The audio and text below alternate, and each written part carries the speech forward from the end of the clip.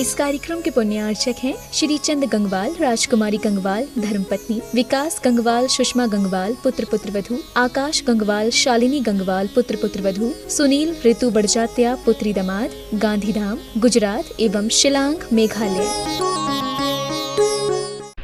नमो अरिहंताणं,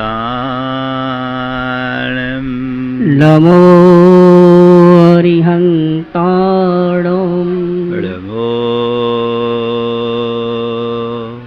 सिद्धाणं, नमो सिद्धाणं, नमो आयर्याणं, नमो आयर्याणं, नमो उवध्यायाय, नमो उवध्यायाय, नमो लोये सवशाहुनं, नमो लोये सव्यसाहुणं, एषो पञ्चेणमुयारो, ऐसो पंचनमोयारो, सव्वपावपणाशिनो, सव्यपावपणाशिनो, मङ्गलाळं च सवेशिं, मङ्गलाळं च सवेशिं, परमं होयि मङ्गलम्, परमं होयि मङ्गलम्। जय बोलो देवादिदेव 1008 श्री भगवान महावीर स्वामी की जय जय जय। अहिंसा परमो धर्म की जय जय जय। परम पूज आचार्य गुरुवर श्री विद्यासागर जी महाराज की जय जय जय। बोले परम पूज मुनि श्री प्रमाण सागर जी महाराज की जय जय जय। बोले परम पूज मुनि श्री अरहंत सागर जी महाराज की जय जय जय। नमस्ते।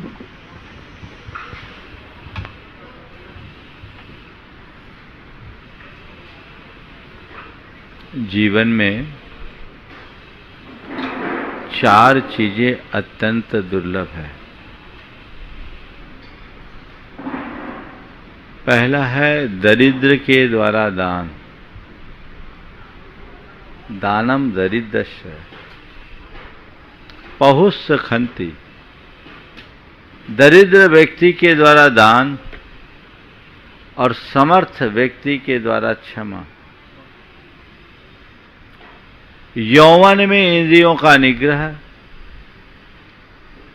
और सुख भोगी का त्याग, ये लोक में बड़े दुष्कर हैं। वस्तुतः हमारा जीवन तभी उन्नत बनता है जब हमारे जीवन में कुछ आंतरिक गुण प्रकट होते हैं। दान एक श्रेष्ठ कर्म है जो जीवन के उत्थान के लिए बहुत जरूरी है। दान सब करते हैं, समर्थ व्यक्ति का दान करना प्रशंसनीय है, लेकिन सामर्थ्यहीन के द्वारा किया गया दान और अधिक अनुकरणीय है। किसी व्यक्ति के पास लाखों रुपये हो, वो 1000-2000 दे दे तो उसका बहुत देखा जाए तो प्रतिशत कम है, लेकिन किसी के पास कुल 1000 रुपया हो और वो 1000 दे दे तो वो दान बहुत उत्तम कोटि का माना जाता है। दान का संबंध उस समय दिए जाने वाले द्रव्य की मात्रा से न होकर उसके पीछे छिपी हुई भावना से ज्यादा है।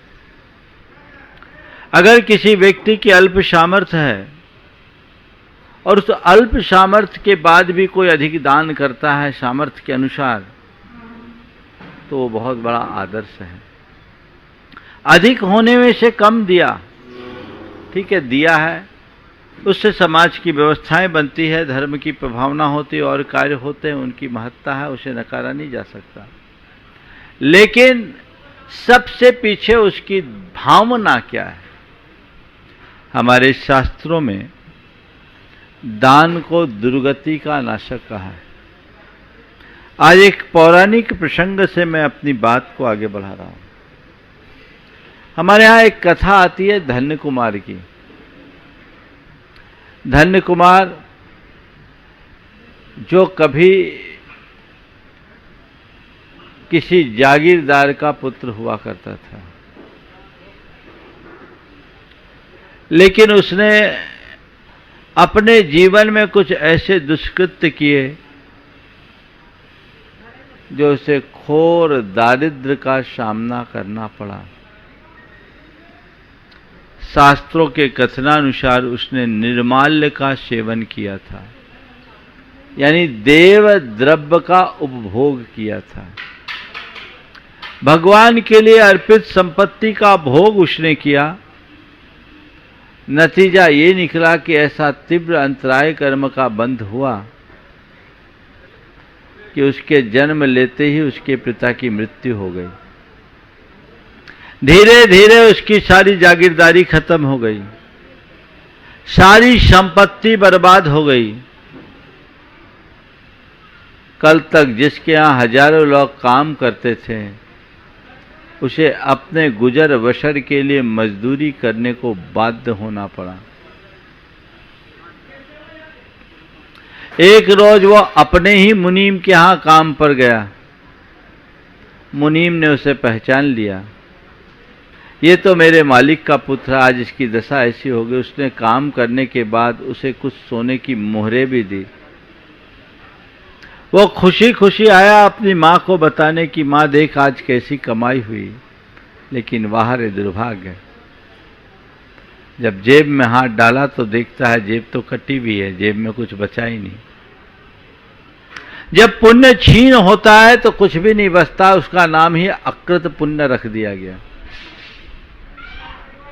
मां ने देखा और सोचा अब तो हमारा भेद खुल गया, अब इस गांव में रहने से कोई फायदा नहीं है।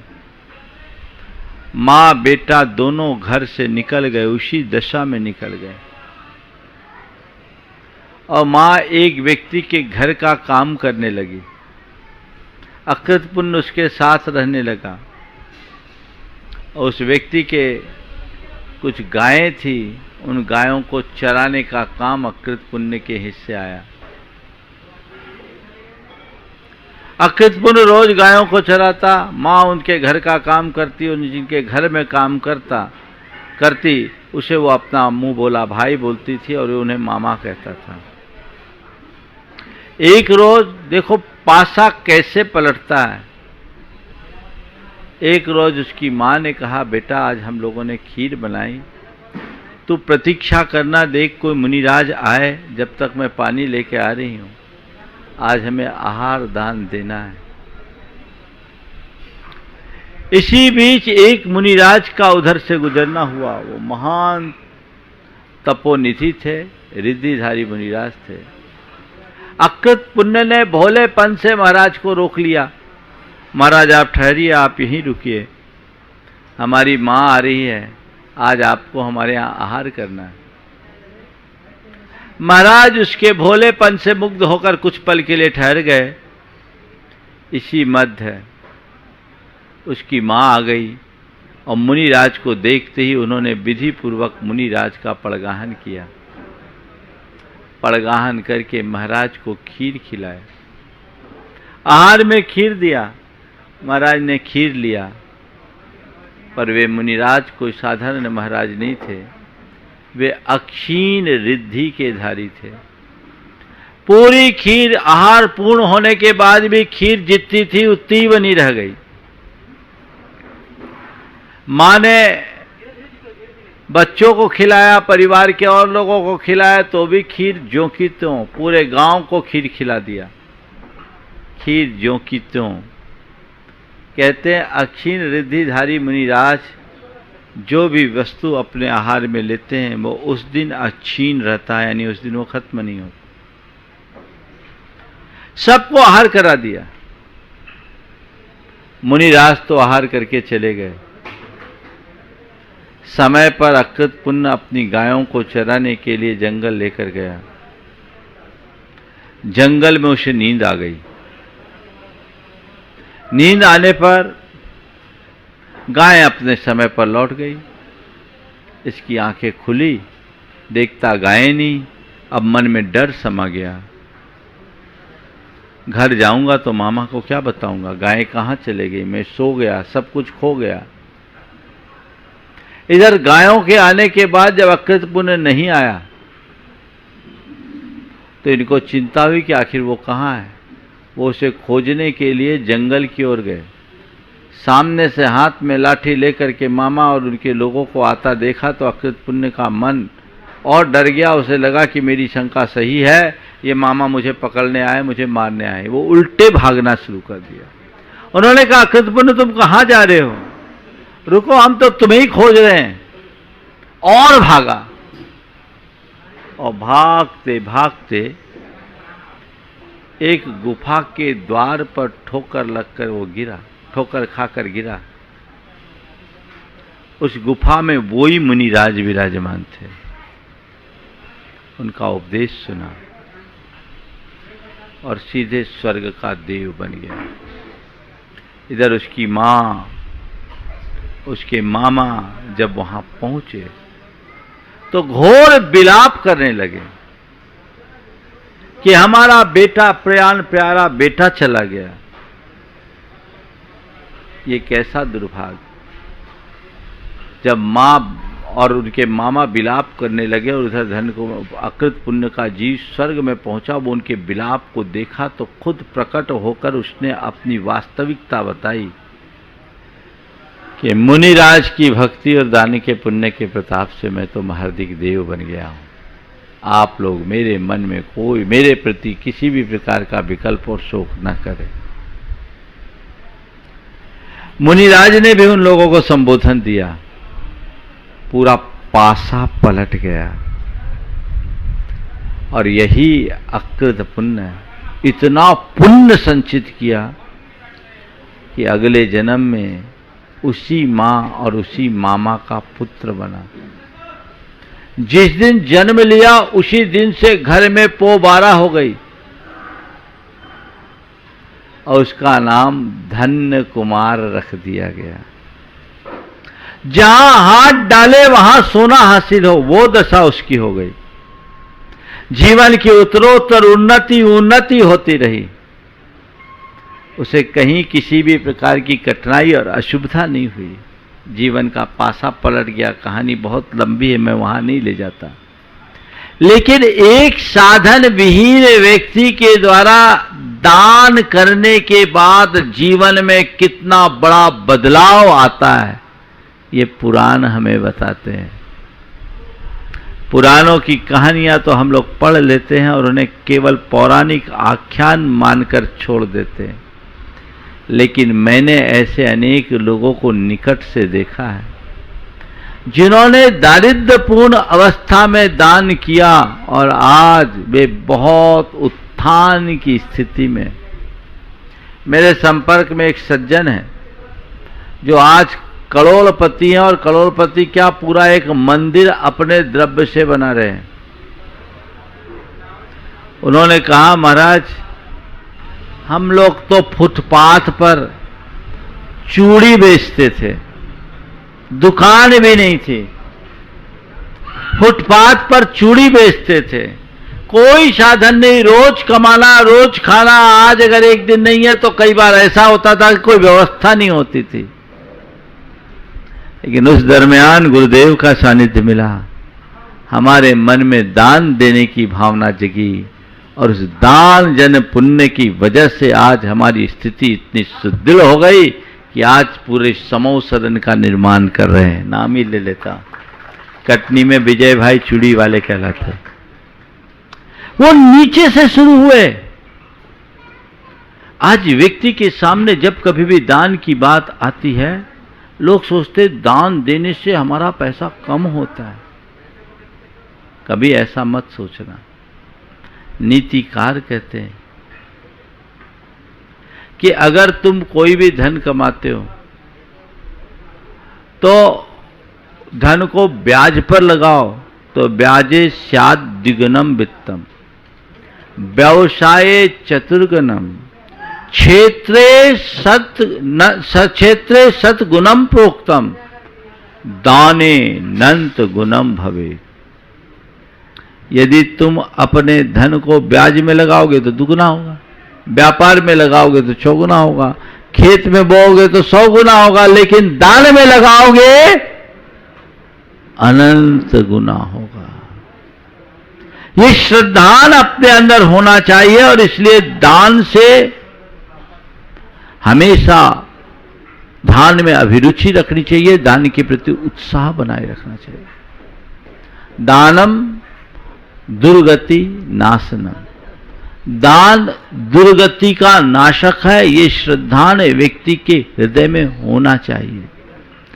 आज लोग धन के भोग में तो प्रगाढ़ रुचि रखते हैं, धन के अर्जन में भी खूब तत्पर रहते हैं, धन के संग्रह और संरक्षण के लिए भी पागल होते हैं, लेकिन धन का दान करने के क्षेत्र में लोग प्रायः पीछे रह जाते हैं। वो नहीं होना चाहिए। जीवन में एक बदलाव घटित होना चाहिए, लोगों की चिंतन की धारा बदलनी चाहिए, और ऐसा कुछ हो तो जीवन में बदलाव आता है। तो यहां कह रहे दानम दरिद्रस्य, दरिद्र व्यक्ति का दान जीवन का उत्थान कराता है। मैं आपको एक दूसरा उदाहरण देता हूं। सन 2009 में यहां दशलक्षण में शिविर लगा था। उस शिविर में लोगों के भोजन की व्यवस्था के लिए मध्य प्रदेश से कई महिलाएं भी आई थी, जो सब पेशेवर थी, भोजन बनाने वाली थी। उन लोगों को 10 दिन में जो भी मिला होगा 2-2, 3-3, 4-4 हजार रुपए मिले होंगे। उनमें से सभी महिलाओं ने यहां आकर 1100 रुपये की एक ईंट रखी। भावना देखो, जो 300-400 रुपया दिन की मजूरी होगी उनकी, 10-12 दिन के लिए आए, सबने 1100 रुपये की राशि रखी। और एक महिला वो भरी आंखों से आके कहती है कि मेरी स्थिति नहीं है पैसे देने की, पर मैं ईंट रखना चाहती हूं, ये मंदिर बन रहा है इसमें ईंट रखना चाहती हूं। मैं पैसे नहीं दे सकती, पर मेरी 2 पायल हैं, उनने अपने पांव के पायल, चांदी की पायलें थी, उठा ली, बोले ये पायल लगा लो और हमारा उस कार्य में लगा दो। हमारे कमेटी के लोगों ने कहा आपको तो जो इच्छा आप कर दो, आप तो ईंट ऐसे ही रख दो, कोई जरूरी नहीं कि आप 1100 रुपये ही दो तो ईंट हो, जो आपकी भावना रख दो। नहीं, हमने सोच लिया है ये पायल पैर में पहनने की अपेक्षा भगवान के लिए लग जाए तो इससे अच्छी बात क्या होगी। भावना देखो। मैंने उनका अभिनंदन कराया मंच पर। हम लोग करोड़ों का दान देने वाले हो सकते हैं, लेकिन ये तो सर्वस्व का दान है, उससे ऊंचा दान है। लेकिन आपको बताऊं 2009 में उसकी ये दशा थी और उसका पुण्य ऐसा गाढ़ा हुआ कि उसका लड़का पढ़ लिख कर एक मल्टीनेशनल कंपनी में जॉब कर रहा है और आज जीवन एकदम समुन्नत हो गया। परिवर्तन ऐसे होता है, सोच बड़ी रखने का परिणाम सदैव बड़ा होता है। कभी भी छोटी सोच मत रखो। उदारता अपने हृदय में होनी चाहिए और अपनी आय के अनुपात से दान में हमेशा उत्साह बनाकर रखना चाहिए।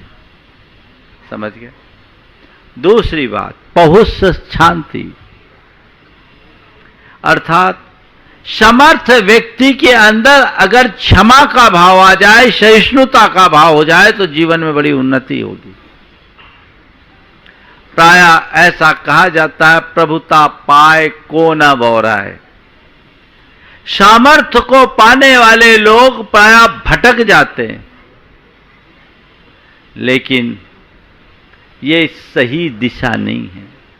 सच्चे अर्थों में जो आंतरिक गुणों से युक्त होते हैं, वे जितने समर्थ बनते हैं उतनी उनकी उदारता भी होती है और उतने ही नत बनने का प्रयास करते हैं।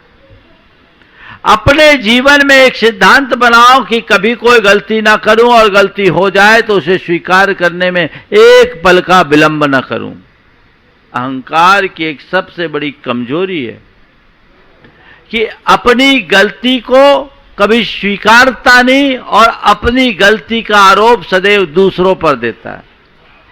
खुद की गलती हो तो भी दोषारोपण दूसरों पर, अपनी गलती को कभी स्वीकारने नहीं देता, वो उसे झुकने नहीं देता, और इसी कारण मामला जटिल बन जाता है।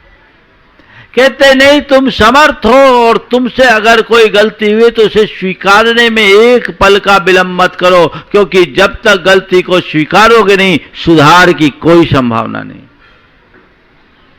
गलती करो मत, और गलती हो जाए तो स्वीकारो और स्वीकार करके उसको सुधारो। और इसी तरह तुम्हारे प्रति यदि किसी ने गलती की है तो उसको क्षमा करने की सामर्थ्य भी अपने भीतर विकसित करो। आजकल तो लोग टिट फॉर टाइट की बात करते हैं, ये बात ठीक नहीं। छोटी मोटी बातों में यह फार्मूला अपनाना कतई उचित नहीं है। ये जब कोई बड़ा प्रतिद्वंदी हो जिससे व्यक्तिगत लाभ हानि की अपेक्षा सामूहिक नुकसान ज्यादा होता हो, वहां पर यह नीति का उपयोग किया जाए तो ठीक है, लेकिन घर परिवार और रोजमर्रा की जिंदगी में यदि ऐसा करोगे तो जीवन नरक बने बिना नहीं रहेगा।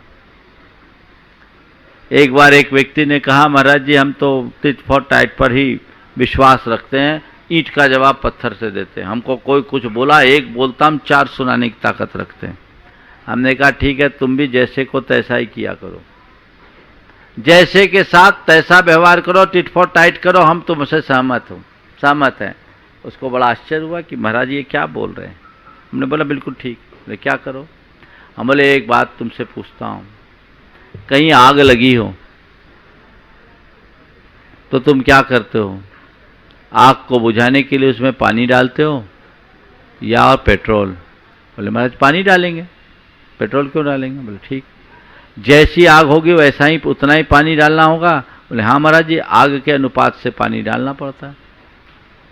अगर चिंगारी है तो फूंक करके भी बुझाया जा सकता है। थोड़ी सी आग है तो एक लोटा पानी डाल दे, और ज्यादा आग है तो बाल्टी भर पानी डाल दे, और यदि आग की लपटें हो रही हो तो हमें दमकल भी बुलाना पड़ सकता है।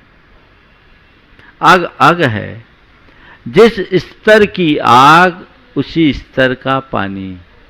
तो मैंने उससे यही कहा कि सामने वाला यदि आग बने तो तुम उसके लिए पानी बनो, पेट्रोल बनने का काम मत करो। टिट फॉर टाइट का मतलब ये है, वो जितना गरम हो तुम उतना नरम बनो।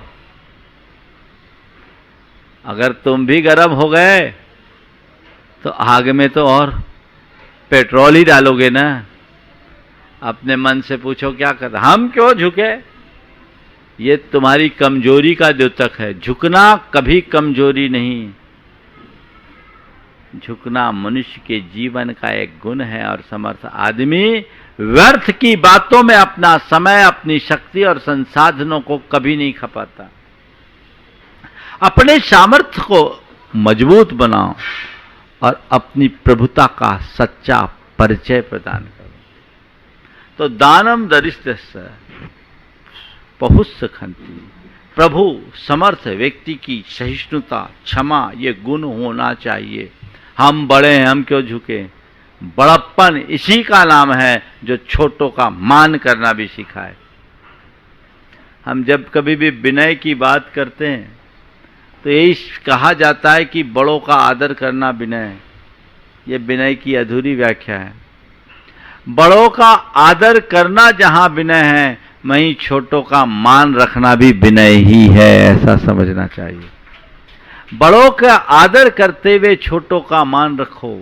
अगर कोई व्यक्ति सही अर्थ में प्रभु है, समर्थ है, तो वो कभी किसी को कमजोर नहीं आंकेगा और कभी किसी को नीचा दिखाने का प्रयत्न नहीं करेगा। ये पुरुषार्थ होना चाहिए।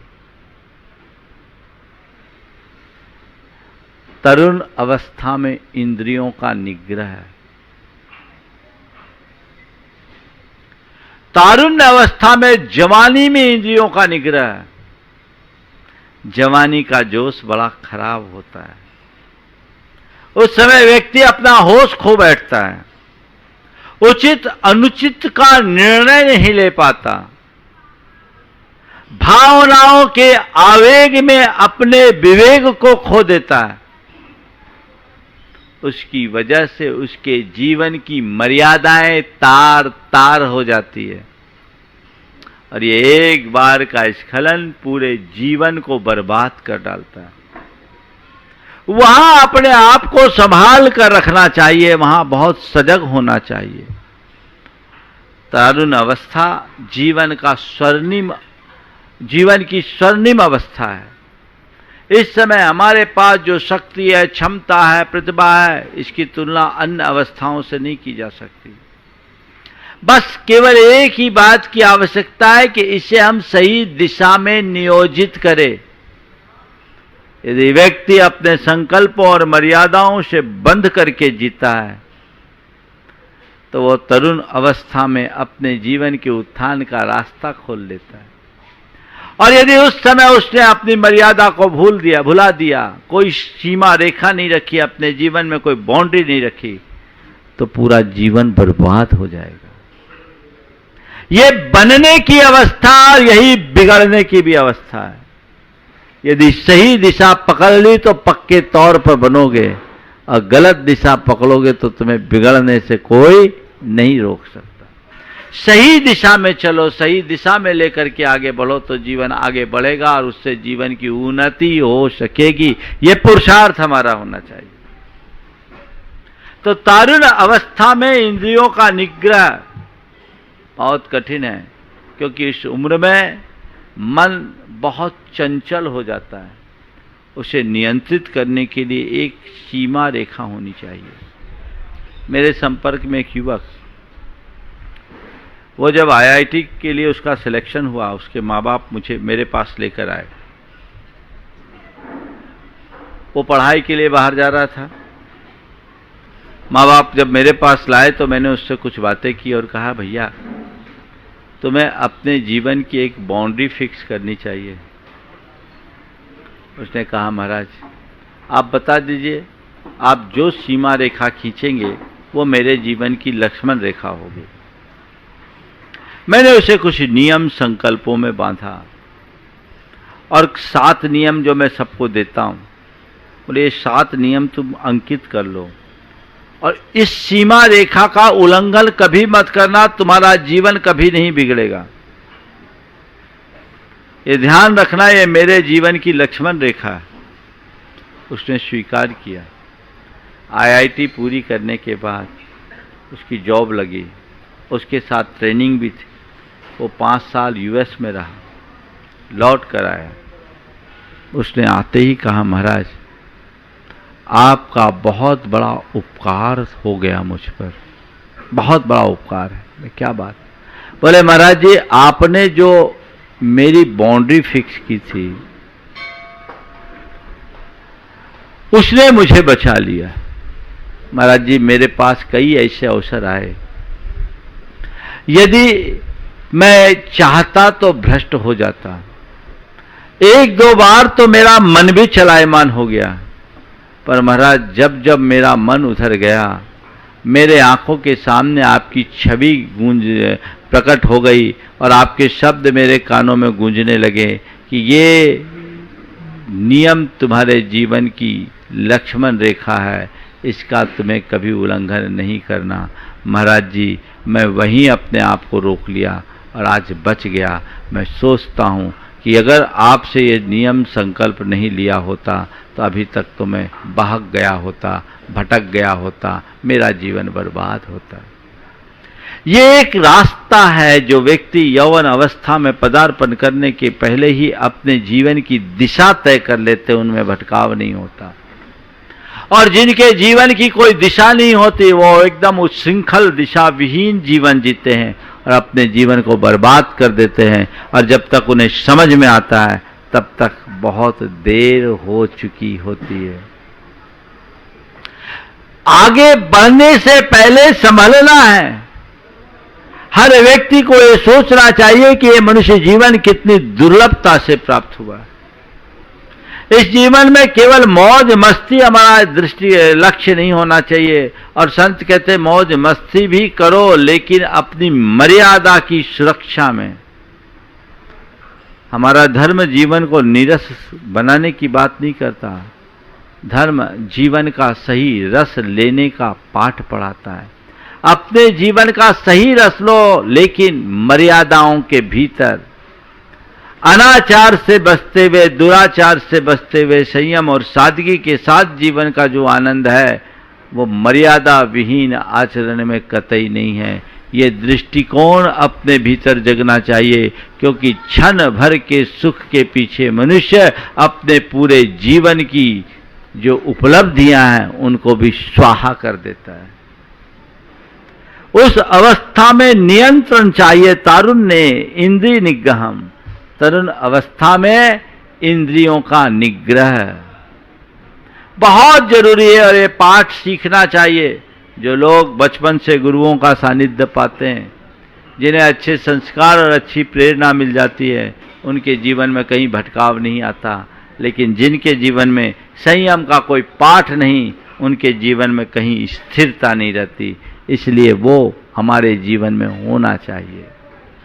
चौथी बात, सुख भोगी का परित्याग।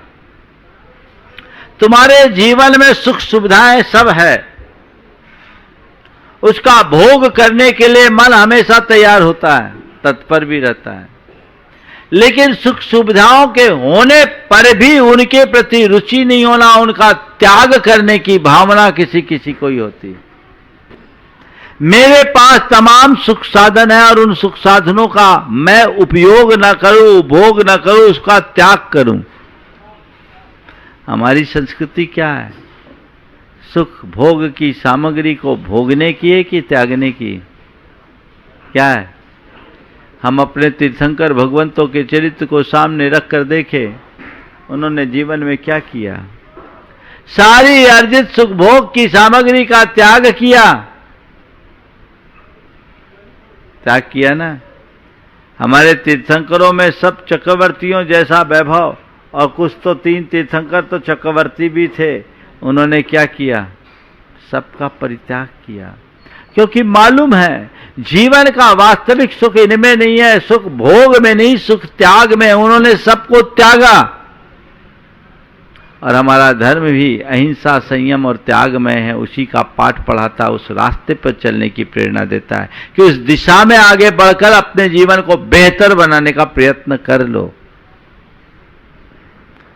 तो जो सुख साधन है उनका भोग करने की तुलना में उनका त्याग करने का अभ्यास बनाओ। सुख साधन के होने के बाद भी उनका उपभोग न करो। मेरे संपर्क में ऐसे अनेक लोग हैं जो आज वैभव के शिखर पर बैठे हैं, घर में तमाम सुख साधन हैं, लेकिन वे उसका उपभोग नहीं करते। ऐसे लोग भी हैं जिनके पास सारी सुविधाएं पर एसी का प्रयोग नहीं करते। लगी हुई एसी, वो स्टेटस की दृष्टि से, परिवार की दृष्टि से, लेकिन नहीं सहन करना, इनका त्याग करना, मुझे भोग नहीं करना।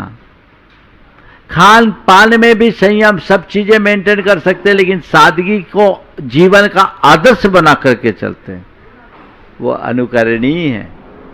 तो हमेशा सुख भोग भोगने की जगह त्यागने का भाव रखना चाहिए, क्योंकि सुख भोग मनुष्य को उलझाने वाला है और उसका परित्याग जीवन को ऊंचा उठाने के लिए ऊंचा उठाता है, उससे हमारा जीवन आगे बढ़ता है। ऐसा पुरुषार्थ अपने जीवन में घटित करो और एक मन में भाव जगाओ कि ये मनुष्य जीवन मुझे मिला है, इस जीवन को मैं कभी गलत दिशा में आगे नहीं बढ़ाऊंगा। इसके बल पर अपने जीवन का वास्तविक उत्थान करने का रास्ता पकड़ूंगा, नहीं तो कल कब किसकी कहानी खत्म हो जाए कोई पता है। जीवन का कोई ठिकाना नहीं, कभी भी किसी के साथ भी कुछ भी हो सकता है। क्या पता कौन सा पल तुम्हारे जीवन का आखिरी पल हो जाए, कौन सा दिन तुम्हारे जीवन का अंतिम दिन बन जाए, कोई पता है? कोई पता नहीं, कोई पता नहीं। ये तो जीवन बर्बाद होता है। लोग मौज मस्ती में लगते हैं और उसी मौज मस्ती की स्थिति में उनके जीवन की ये दुर्दशा बन जाती है जो जीवन का सारा संतुलन बिगाड़ करके छोड़ती है। आज से लगभग 4 साल पहले एक प्रकरण आप लोगों की दृष्टि में भी आया होगा, देश भर के समाचार पत्रों में छपा, न्यूज बनी। दिल्ली में एक युगल, समझ गए, अपनी कार में मौज मस्ती कर रहे थे और दोनों को कार में ही प्राणांत हुआ और दोनों की नग्न मुद्रा वहां पड़ी हुई थी। आप लोगों ने सुना है, ये पूरे देश में आया है। क्या है, क्या है जीवन की स्थिति, क्या मिला उनको, उससे क्या हासिल हुआ? रोंगटे खड़े कर देने वाली चीजें होती है। कब किसके साथ क्या घटना घट जाए कोई पता नहीं, इसलिए हर पल सतर्क रहना चाहिए, सावधान होना चाहिए और अपने जीवन को मर्यादा के बीच जीने का आदी बनना चाहिए। ये जीवन की कहानी आज की नहीं है, बहुत पुरानी है। और जो कहानी हम रोज कहते हैं, आज फिर उसी की शुरुआत कर रहे हैं हरिवंश राय बच्चन की इन पंक्तियों से। फिर शुरू कर दे कहानी जो शुरू की थी सुनानी, फिर सुना दे वह कहानी जो शुरू की थी कहानी, आदि जिसका हर निशा में अंत चिर अज्ञात, साथी सो न कर कुछ बात।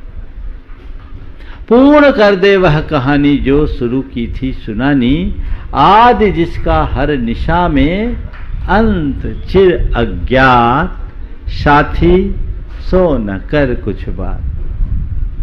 हमारी कहानी ऐसी है जो अधूरी है, आज तक पूरी नहीं हुई। संत कहते हैं जीवन की कहानी को पूरी करने का नाम ही तो मुक्ति है। जब तक मुक्ति नहीं तब तक हमारी ये कहानी चलती रहेगी। आदि जिसका हर निशा में अंत चिर अज्ञात, जिसका न हमें आदिम छोर का आता पता है, न हमें अंतिम छोर का पता चलता है। संत कहते हैं अपने जीवन की वास्तविकता को समझने की कोशिश कीजिए। मैं कौन हूं, मैं कहां से आ रहा हूं, मैं क्या कर रहा हूं, मुझे क्या करना चाहिए। जब तक मनुष्य इन बातों पर अच्छे से विचार नहीं करता तब तक अपने जीवन की दिशा को तय नहीं कर पाता। जीवन में पूर्णता हो, ये अधूरापन छूटे और हमारे अंदर का अज्ञान मिटे, जिससे हम अपने जीवन के सार को प्राप्त कर सके। हमें जन्म मिला, हमने जीवन जिया और जीवन को जिस तरह से पूरा कर दिया, इससे क्या उपलब्धि? जन्म लेना, जीना और जिंदगी को पूरा कर देना, इस दुनिया से विदा हो जाना कोई बहुत बड़ी बात नहीं है। ऐसा तो हर देहधारी करता है, पशु पक्षी भी ऐसा ही करते हैं। जैसे हम जन्म लेते हैं वैसे वे जन्म लेते हैं, जैसे हम खींचतान करके अपनी जिंदगी गुजार लेते हैं वैसे पशु पक्षी भी अपने जीवन का निर्वाह कर लेते हैं। इसमें क्या उपलब्धि? उपलब्धि तो तब है जब हम जन्म लेकर अपने जीवन के सार को प्राप्त कर सके, ऐसा कुछ अर्जित करे जो अब तक अनुपलब्ध रहा है, जो अब तक अप्राप्त रहा, जो अब तक अलभ्य रहा, उसकी तरफ दृष्टि। संसार के प्राणी की बात करे तो मुझे एक ही बात दिखती है कि जन्म जन्मांतरों से हम काम भोग के चक्कर में लगे हैं। वे ही संस्कार हमारे साथ जुड़े हैं और व्यक्ति अपना पूरा जीवन उनके पीछे ही खपा करके व्यर्थ कर देता है। संत कहते काम भोग की लालसा अंतहीन है, ये कभी पूरी होने वाली नहीं है। अपने जीवन की दिशा को मोड़ो और जीवन पाए हो तो जीवन में जो करनी है उसे करने की कोशिश करो। आचार्य कुंद कुंद कहते हैं सुध परिचिदान भूदा सवस्व विकाम भोग बंध कहा, एयत सुवलंभो नवरिन सुलहो बिहत्तस।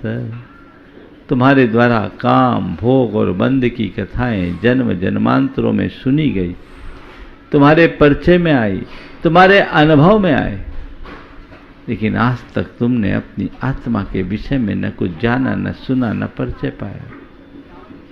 संत कहते अगर सुनना चाहते हो तो उसे सुनो जो आज तक अनसुना रहा और जिसके सुन लेने के बाद कुछ और सुनना बाकी न रहे।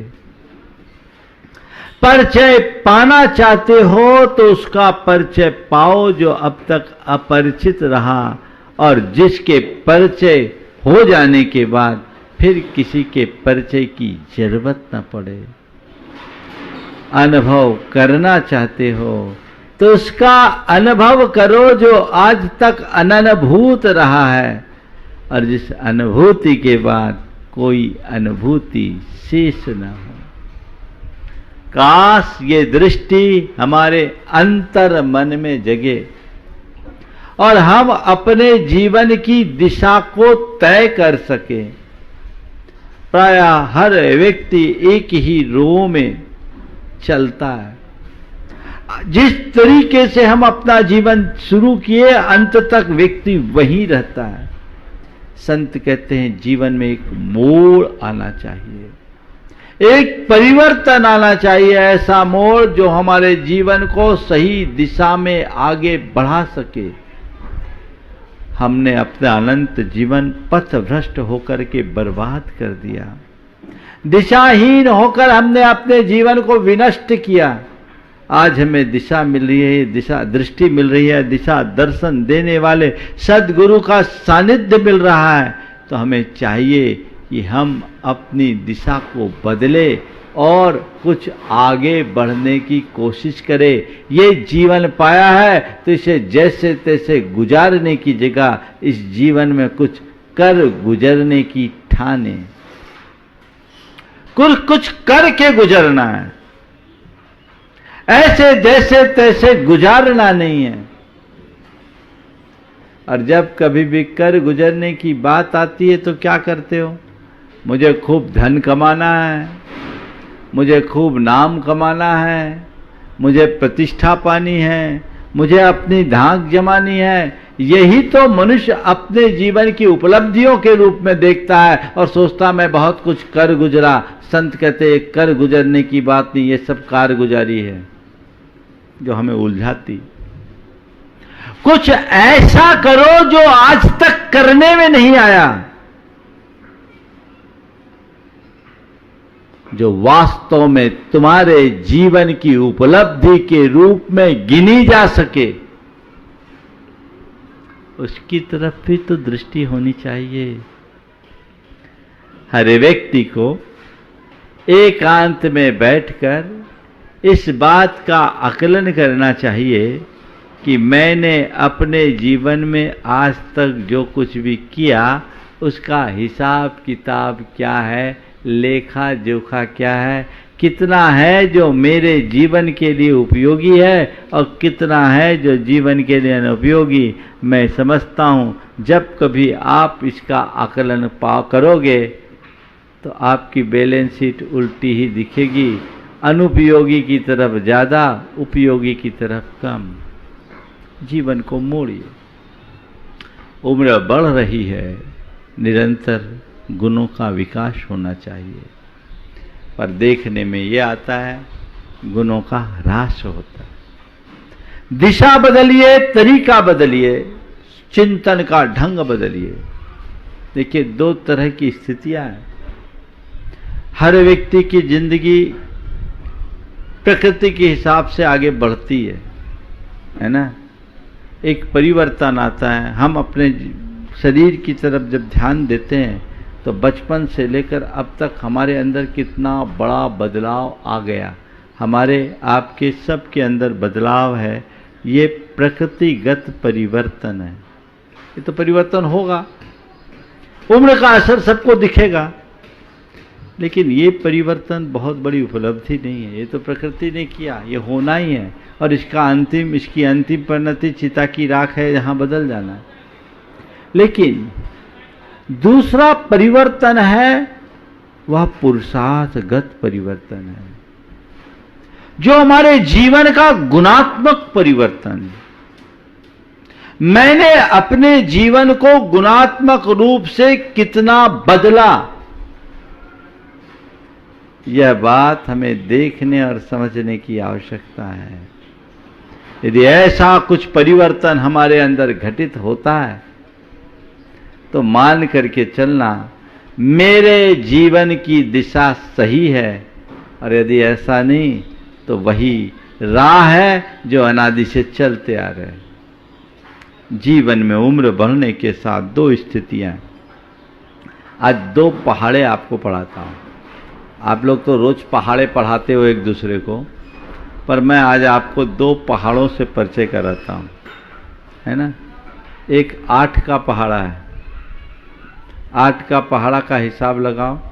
8 एकम 8, 8 दूनी 8 तिया, 8 चौके 8 पचे, आपको ताजा कर रहा हूं। 8 छक बोलो तो, 8 सते 8 अठे 64, 8 नवा 72, 8 दहा 80, है ना। इस पहाड़े को देखो आप।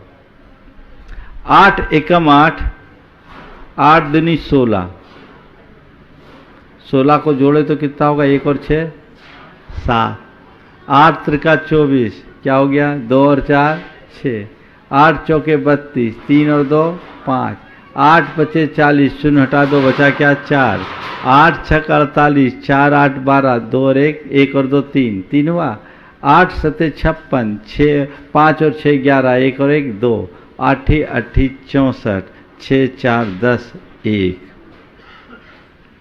मतलब क्या हुआ, 8 से शुरू की और 1 में अंत हुआ। हर मनुष्य के जीवन की कुछ ऐसी ही कहानी है जो 8 के अंक के साथ जुड़ी है। तुमने जन्म लिया तो उस समय तुम्हारे अंदर 8 गुण थे, 16 के हुए तो तुम्हारे अंदर 1 अवगुण आया, 6 गुण बचा। 24 के हुए 2 अवगुण बढ़ा, 4 गुण बचा। और 32 के हुए 3 अवगुण बढ़ा, 2 गुण बचे। और उसके बाद जब 40 के हुए तो 4 अवगुण हुए, गुण शून्य हो गए। फिर आप बढ़ते जाइए, हमारा उत्तरोत्तर मूल्यांकन कम होता है। 8 से 16 में आने पे 7 हो गए, 24 में आने पे 6 हो गए, 32 में आने पे 5 हो गए, 40 में आने पर 4 हो गए, 48 में आने पर 3 हो गए, और 56 में आने पर 2 हो गए, और 64 में आने पर 1 हो गए। ये हमारा अवमूल्यन है, ये 8 का चक्कर है। और इसकी जगह 9 का पहाड़ा पढ़ो तो 9 के पहाड़े में क्या आता है, 9 एकम 9 दूनी 9 तिया 9 चौके 9 छक 9 पचे 9 छक 9 सते 9 अठे 72, 9 नवा 81, 9 दहा 90। देखो इसमें 9 है, हमने 9 से अपनी शुरुआत की। 18 के हुए तो हमारे 1 और 8 क्या हो गया, 9। 27 के हुए तो क्या हुआ, 2 और 7 9। और फिर 9 चौके 36 के हुए तो 3 और 6 9। 45 के हुए तो 4 और 5 9। फिर 9 छक 54, 54 के हुए तो 5 और 4 9। 9 सते 63, 63 के हुए तो 6 और 3 9। और 72 के हुए तो 7 और 2 9। और 81 के हुए तो 8 और 1 9। और 90 के हुए तो 9। इसका मतलब इस गणित को देखो, हमने 9 से शुरुआत की। हर मान लो हमारे जीवन की शुरुआत में 9 अवगुण थे। 18 के हुए तो 1 गुण हुआ, 8 अवगुण बचे। 27 के होने पर 2 गुण बचा और 7 अवगुण। 36 के होने पर 3 गुण और 6 अवगुण, 45 के होने पर 4 गुण और 5 अवगुण, और 54 के होने पर 5 गुण 4 अवगुण, 63 के होने पर 6 गुण 3 अवगुण, 72 के होने पर 7 गुण 2 अवगुण, और 81 के होने पर 8 गुण 1 अवगुण, और 90 पे होने पर 9 गुण अवगुण 0। बोलो कौन सा पहाड़ा पसंद है तुम लोगों को, पहला वाला या बाद वाला? हाँ, पढ़ते कौन सा हो? पहले वाला तो नहीं, पढ़ते कौन सा हो, पढ़ाते कौन सा हो, वो बाद वाले पे ही तुम्हारा ध्यान है। तो जीवन की वास्तविकता को समझो, जीवन के यथार्थ को समझने का प्रयास करो, उसी अनुरूप अपने जीवन को ढालने की कोशिश करो। जब तदरूप जीवन को ढालने में हम समर्थ होंगे तभी अपने जीवन में कुछ सार्थक उपलब्धि घटित कर सकेंगे। तो कुछ आगे बढ़ने की चेष्टा करो। उम्र ढल रही है, जीवन बीत रहा है, कब हमारे जीवन की कहानी खत्म हो जाएगी कोई पता नहीं। केवल इतना ही रहेगा, लोग कहेंगे अरे अभी थोड़ी देर पहले तो मेरे उससे बात हुई थी, कुछ दिन पहले ही तो मैं उनसे मिला था, अरे वो चला गया। न जाने ऐसे कितने चले गए, अकल हमारे जाने की भी बारी आ सकती है। तो उसके पहले अपनी तैयारी होनी चाहिए और जीवन की सही दिशा सुनिश्चित होनी चाहिए। हमेशा आगे बढ़ने का उत्साह हो। कुछ लिख के सो, कुछ पढ़ के सो, कुछ लिख के सो, कुछ पढ़ के सो। जिस जगह जागा सवेरे, उस जगह से बढ़ के सो, एक सीढ़ी चढ़ के सो। कुछ लिख करके सो, कुछ पढ़ करके सो। जहां तुम जागे हो वहां से कुछ बढ़ करके सो, एक सीढ़ी चढ़ के सो।